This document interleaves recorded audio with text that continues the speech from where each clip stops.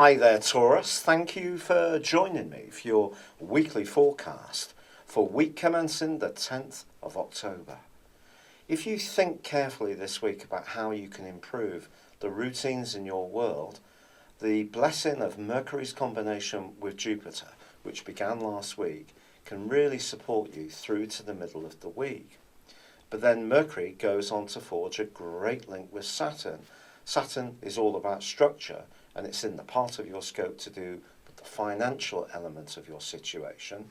So details and an awareness of details, but at the same time using that information to grow your knowledge and change the way you do things can be a very positive thing to apply to your world this week.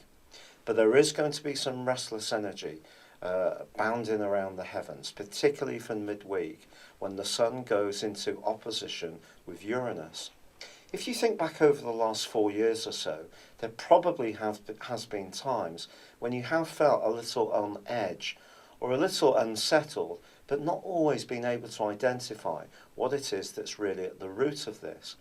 And I think this has been the role of Uranus in Aries. What it's doing is influencing the more psychological part of your scope, but with the Sun, Jupiter and Mercury now applying their energies in a more practical part of your situation, even as you try to change those things, there may be something in the background of your situation which is calling out to you, perhaps deep from within you, that's asking you to take notice. If there is something you've been trying to avoid looking at, a painful or difficult subject, or there's some tensions in your work situation due to perhaps somebody wanting everything on their own terms and to your detriment, I do feel as this week draws to a close, the energies within you can start to really mount up.